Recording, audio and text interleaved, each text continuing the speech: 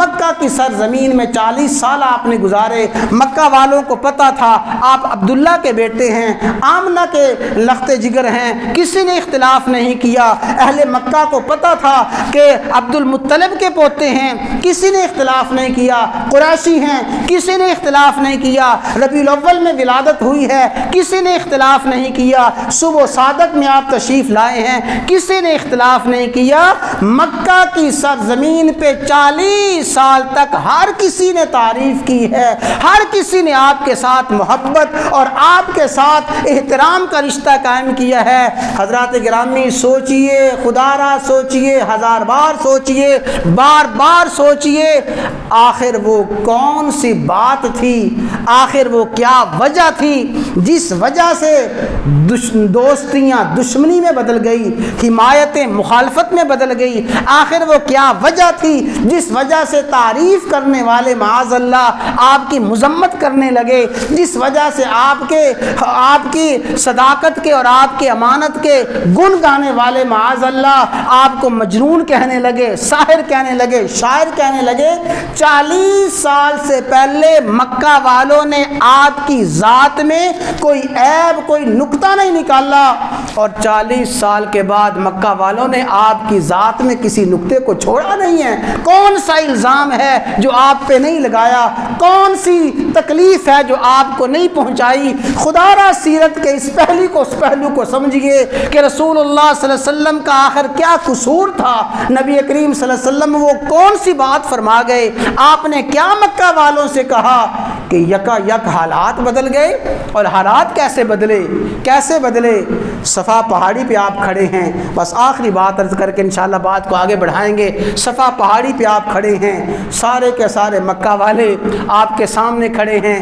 آپ نے فرمایا لبثت فیکم عمرا من قبلہ, لبثت فیکم عمرا من قبلہ, اے مکہ والو میں نے 40 سال تمہارے اندر گزارے ہیں. کیف وجدتمونی, تم نے مجھے کیسا پایا ہے؟ صادقا او کاذبا, تم نے مجھے ان 40 سالوں میں سچا پایا ہے یا جھوٹا پایا ہے؟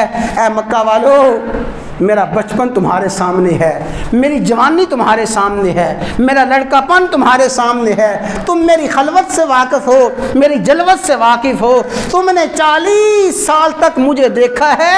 کیف وجدتمونی صادقا او کاذبا, بتاؤ تم نے مجھے 40 سال میں کیسا پایا ہے.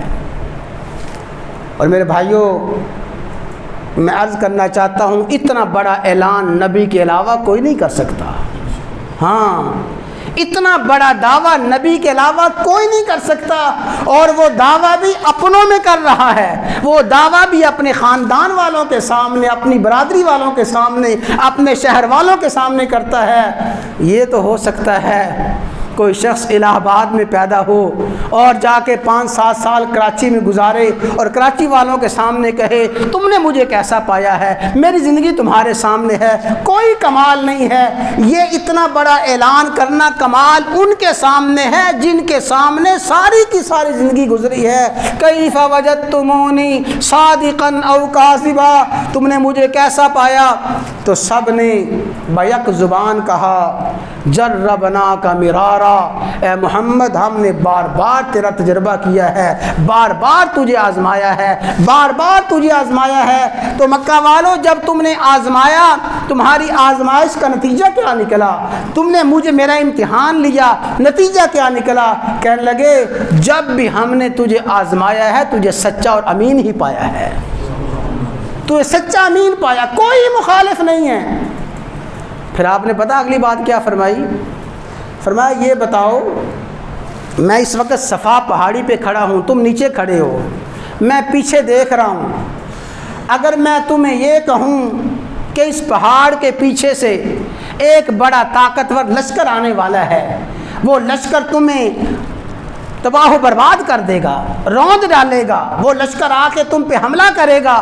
ابھی آپ نے اتنی بات ہی فرمائی تھی, سیرت نگار لکھتے ہیں کہ رسول اللہ صلی اللہ علیہ وسلم کی زبان اقدس سے اتنے الفاظ ادا ہوئے، کئی لوگوں نے پنجوں کے بل کھڑے ہو کے دوسری طرف دیکھنے کی کوشش کی، اس لیے کوشش کی، اعتبار تھا، یقین تھا اس زبان پہ سچ کے علاوہ کبھی کچھ نہیں آتا، اس زبان پہ حقیقت کے علاوہ کبھی کچھ نہیں آتا۔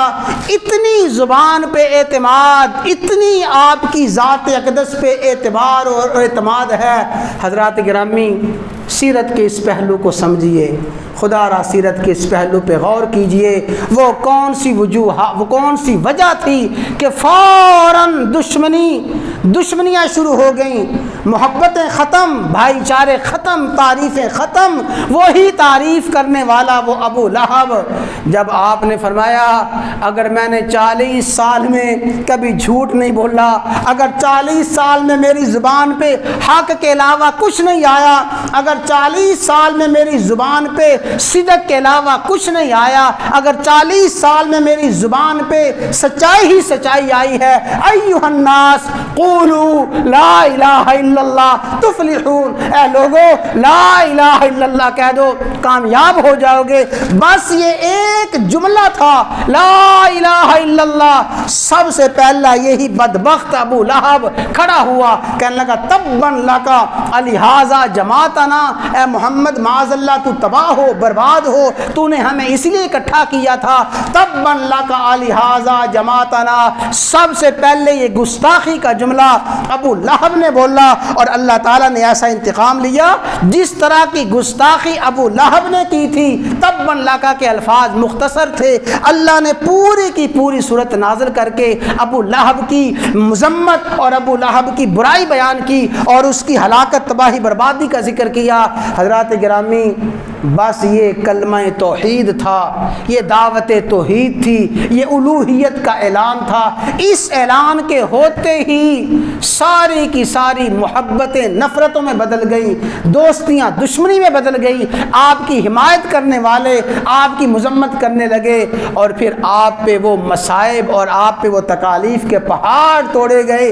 آپ نے فرمایا سارے انبیاء کی تکلیفیں ایک طرف ہیں، میری تکالیف تمام انبیاء سے بڑھ کے ہیں۔ اسی کو انشاءاللہ اگلے جمعے عرض کیا جائے گا کہ حضور نبی کریم علیہ الصلوۃ والسلام پہ پھر اس دعوت کے بعد، اس اعلان کے بعد کیا مصائب آئے، اہل مکہ نے آپ کے ساتھ کیا سلوک کیا، آپ کو صادق امین کہنے لگے، کہنے والے شاعر اور مجنون کہنے لگے، معاذ اللہ دیوانہ اور پاگل کہنے لگے، اور آپ کی تعریفیں کرنے والے محمد کہنے والے معاذ اللہ مذمم کہنے لگے۔